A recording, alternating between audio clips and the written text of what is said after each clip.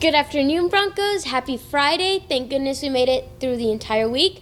And we only have 2 weeks left until we go out to Christmas break. So that's awesome. Please stand for the pledges. I pledge allegiance to the flag of the United States of America and to the republic for which it stands, one nation, under God, indivisible, with liberty and justice for all. Honor the Texas flag.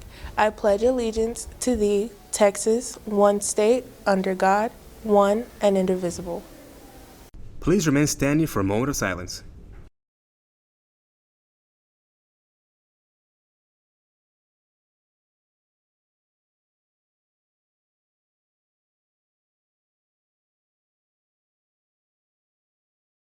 Attention all seniors. You can schedule your appointments with the professional photographers around Odessa to ensure your senior portrait will make it into the yearbook. The sooner you schedule your appointment, the sooner the yearbook will receive your portraits. Make your appointments with Shots, D&D, or Mark's Photography today. Join NHS on Wednesday, December 11th as we make Christmas cards for local nursing homes residents. We will be in the library from 4:30 to 5:30. All the materials will be provided and the event is worth one service hour to NHS members.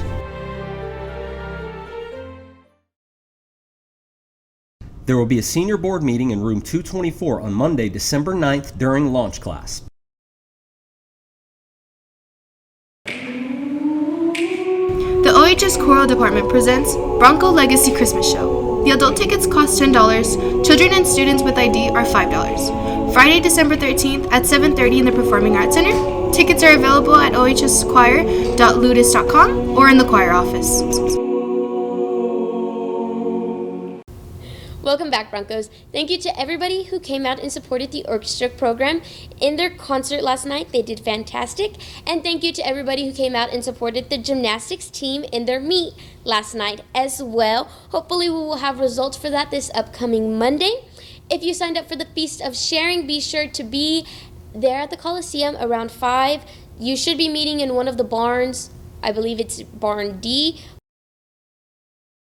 But check in with Miss Fisher to double check with that. Just make sure. Now on to what everybody has been talking about. Rudolph is fake and he is not coming to campus. Fake news is a common misconception not only in celebrity news, but daily news such as ours. Now, a few ways to identify fake news is resources. Did you hear of any article other than ours about Rudolph coming to OHS? No, there was no other articles talking about Rudolph except for ours. Now, a few other ways that you could have known, or you could have seen this as fake news is by, if you looked closely or if you paid close attention to the article, we mentioned C-Cell. If you would have Googled C-Cell, you would have seen that the robot presented is not the robot that we showed you earlier this week. Now, if you would have zoomed into the robot, you would have seen a company label known as Nightscope. If you would have done a little bit more research, you could have seen that Nightscope has never worked with MIT. So, now to address everybody's concerns. At ArroyoChris08 on Twitter, no, OHS is not purchasing a robot. But we did hear a lot of things that people had to say. So if you have any issues with things that are going on around campus, please contact Bronco News so we can release an article over the issues you see, such as the toilet paper, the copies, the hand soap. Satire is commonly described as humor, exaggeration, irony, or ridicule to expose people's stupidity in response to politics or topical issues. Now, as you can see, there was a huge amount of exaggeration in this article in response to the feedback of the new security doors. Now, we just like to mention that the new security doors are an effort to keep us safe.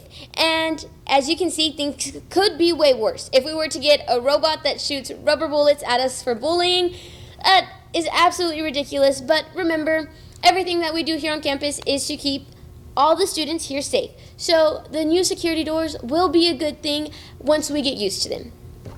And we'd like to give a big thank you to Mr. Newman in this idea and this experiment to release. And again, if anybody else has any other suggestions, we'd be glad to take them, so please contact us on Twitter.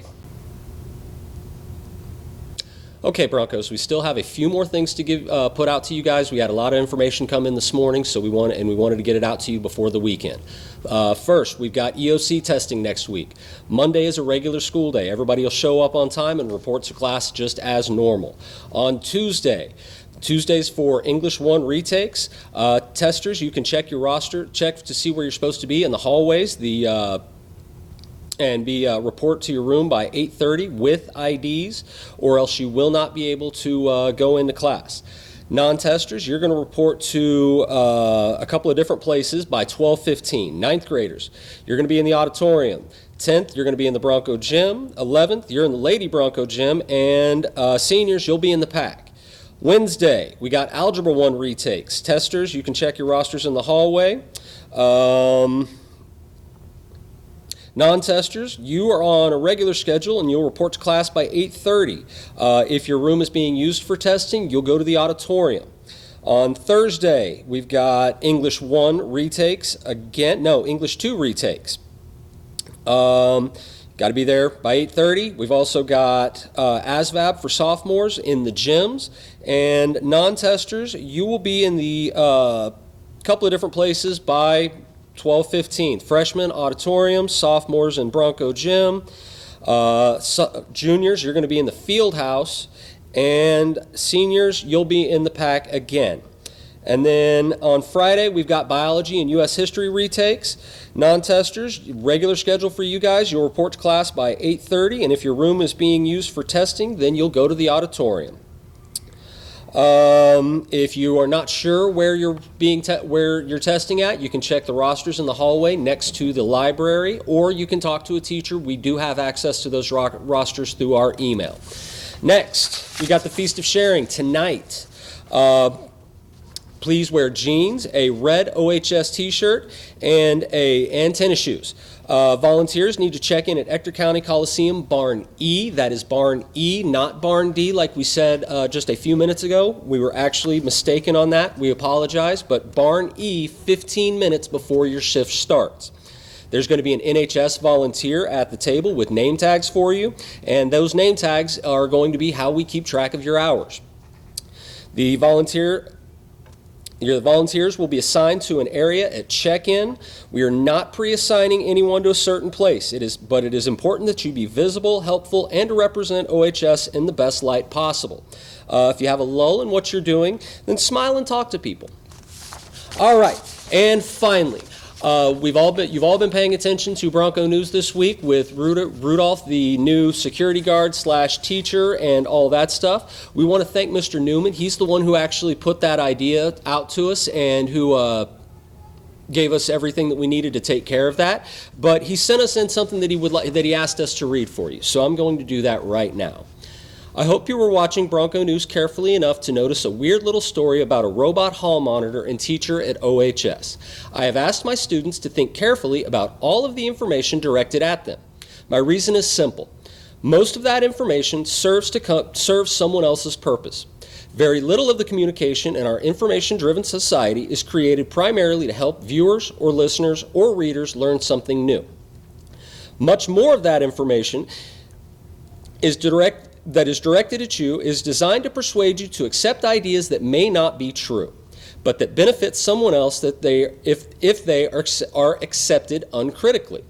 I have asked my students to think critically about all communication that they receive and that they produce. We hear about critical thinking all the time.